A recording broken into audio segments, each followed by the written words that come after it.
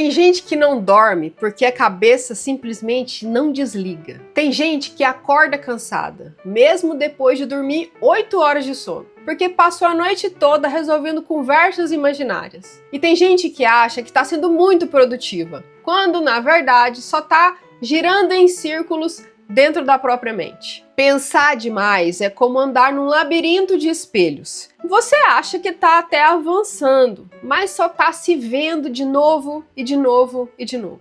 E o pior é que a mente adora isso, porque é uma forma de se manter ocupada. E uma mente ocupada se sente no controle. Mas na prática, quem pensa demais perde o controle. Sabe quando você fica repassando uma conversa que já acabou? Sei lá, ensaiando o que você deveria ter dito? Ou quando analisa tanto as possibilidades que acaba sem decidir nada? Ou quando não consegue relaxar nem nos momentos bons? Porque já está antecipando o problema que pode acontecer. Isso é o overthinking, ou que a gente pode traduzir como pensar demais. É uma trilha mental automática que o cérebro repete, acreditando que está te protegendo. Ele tenta resolver o que poderia dar errado, antes mesmo que isso aconteça. Só que ele faz isso tantas vezes que o corpo começa a reagir como se o perigo fosse real, o tempo todo. Por isso quem pensa demais vive tenso, o peito aperta, o estômago embrulha, o coração fica disparando e a cabeça não para. Parece ansiedade, e mas também é hábito mental. E o primeiro passo para sair disso é perceber o momento em que você entrou no looping. Por exemplo, quando você abre o celular para resolver algo e 10 minutos depois está revendo tudo que poderia dar errado se fizer ou não fizer determinada escolha. Ou quando você sente que o tempo todo você precisa descansar, mas mesmo no banho está respondendo mentalmente mensagens que ninguém te mandou. Esses são sinais claros de que sua mente está tentando controlar o incontrolável. E aí, o que faz nessa hora? Começa com o simples, volte para o corpo. A mente pensa no futuro, o corpo vive no presente. Respire fundo, perceba os pés no chão, o ar entrando, o peito subindo e descendo. Esse gesto tão básico é como puxar um freio de mão de um carro desgovernado. Em segundos, o seu corpo entende. Estamos seguros. E o cérebro obediente começa a desacelerar. Depois vem o segundo passo, que é mudar de trilha mental. Se toda vez que algo te preocupa, você repete as mesmas perguntas do tipo: e se der errado? E se eu me arrepender?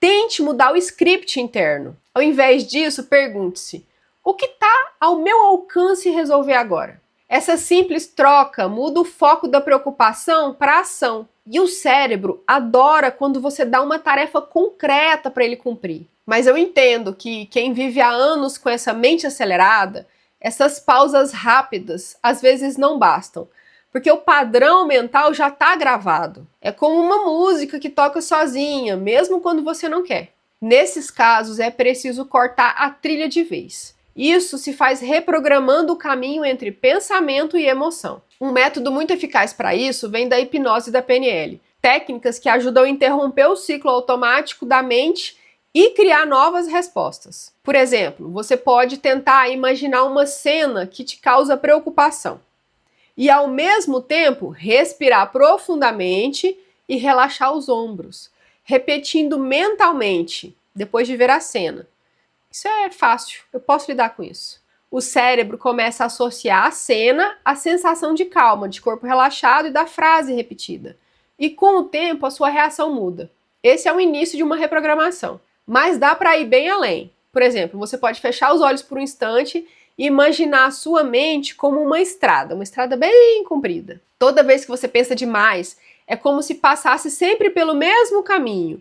Mas esse caminho é cheio de buracos, cheio de curvas, às vezes muito congestionamento. Mas agora, se você visualizar uma estrada nova, reta, tranquila, arborizada, onde o vento é leve e o horizonte se abre lá na frente, cada vez que você respira fundo e decide não seguir o velho caminho esburacado, e sim a estrada nova, você reforça a nova rota neural.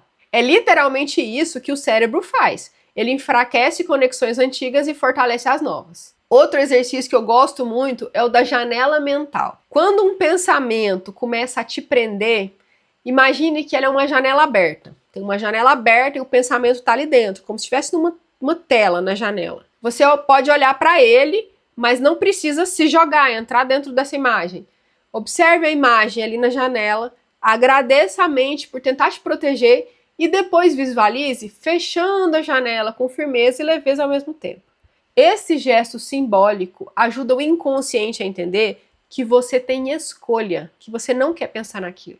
E há também um exercício da caixa de preocupações, que é você imaginar uma caixa de madeira com uma tampa e com uma trava. Sempre que um pensamento insistir em aparecer, você vai pegar esse pensamento, imaginar você pegando esse pensamento e colocando dentro dessa caixa. Fecha e trava. E quando você travar essa tampa, diga a si mesmo: quando for hora de resolver isso, eu abro. Esse pequeno ritual dá ao cérebro uma sensação de conclusão e isso acalma você, porque o cérebro detesta pendências. Esses exercícios são como atalhos neurológicos. Quanto mais você pratica eles, mais rápido o cérebro entende o comando, que é pare de pensar isso, pare de pensar isso. Com o tempo, a mente aprende que nem todo pensamento precisa virar uma conversa longa e complicada. E é aí que você recupera o poder. Mas existe algo ainda mais profundo, que é entender por que você pensa demais. Normalmente, o pensamento acelerado é uma tentativa de controle. E o controle nasce quase sempre do medo. Medo de errar, medo de se arrepender, medo de não ser bom o bastante.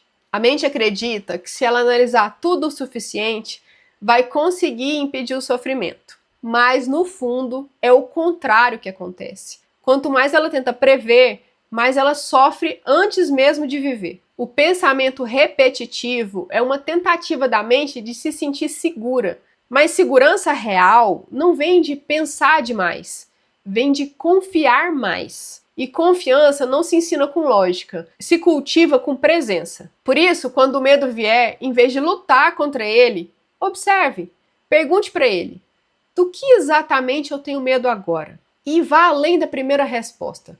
Às vezes não é o medo de fracassar, é o medo do julgamento. Às vezes não é medo de perder, é medo de não ser amado. Quando você nomeia o medo, ele perde força. E quando você escuta o medo, ele mostra a raiz da ansiedade. A mente acelera porque quer tapar o buraco, mas só o coração consegue curar o buraco. E se você quiser ir além, você pode tentar esse exercício. Imagine o medo como uma criança assustada que mora dentro de você. Em vez de gritar com ela para que ela se cale, sente-se ao lado dela e diga: eu sei que você tem medo, mas eu tô aqui. Perceba o que muda no corpo nesse instante. Isso é o início de uma integração. O medo não desaparece, ele se transforma em atenção, em cuidado, em força. Depois você pode perguntar a si mesmo: o que essa preocupação está tentando me ensinar? Talvez o medo esteja mostrando que você precisa se preparar melhor, ou que está se cobrando demais. Quando você começa a escutar o medo, em vez de fugir dele, o cérebro entende que não precisa mais te bombardear de pensamentos para tentar te proteger. Ele descansa. E o silêncio começa a surgir como um novo idioma dentro de você. Pensar demais é só um sintoma. A raiz está no medo. Curar o medo é como tirar o nó que alimenta todos os fios. Quando o nó se desfaz, a mente volta a fluir. Se você sente que vive nesse turbilhão de pensamentos e que o medo parece estar sempre por trás das suas escolhas, é sinal de que está tentando resolver a vida toda só pela cabeça. Mas a mente sozinha não dá conta. Ela é uma ótima ferramenta, mas ela é um péssimo mestre. O comando precisa voltar para você.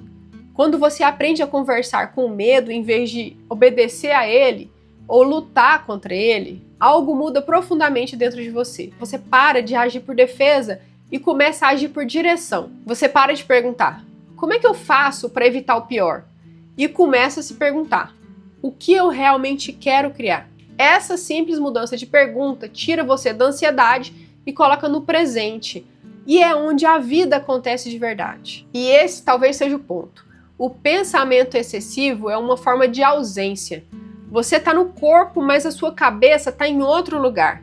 E treinar a sua mente para voltar para o corpo, para o agora, é como reensinar um animal bem arisco a confiar outra vez. No começo, ele até se assusta, tenta correr, Mas com o tempo ele entende que não tem perigo. E quando ele entende isso, fica em paz. Se você quiser fazer isso de uma forma guiada, usando técnicas que realmente funcionam, existe um caminho que eu posso te contar. Na imersão Vai, Vença a Inércia, eu te conduzo passo a passo a cortar essas trilhas mentais, a se liberar da autocobrança e do medo que te paralisa, usando hipnose e PNL para treinar o seu cérebro a agir com clareza, foco e calma, mesmo quando a mente quer voltar para o caos. É uma reprogramação do piloto automático para te levar aonde você realmente quer chegar. Se você quiser saber mais sobre essa imersão, eu vou te deixar o link aqui na descrição do vídeo para você conhecer. Pensar não é o problema. O problema é pensar demais no que não precisa ser pensado agora. Quando você aprende a descansar dentro de si, o mundo lá fora descansa também.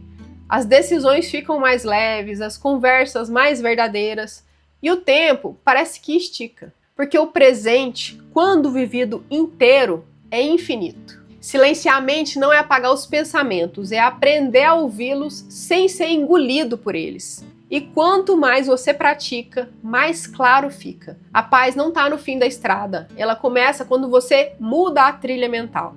Agora me conta aqui nos comentários, você é daquelas pessoas que pensa demais? E pensar demais cansa? Se você gostou desse vídeo, deixe seu like e se inscreva no canal para receber os próximos vídeos.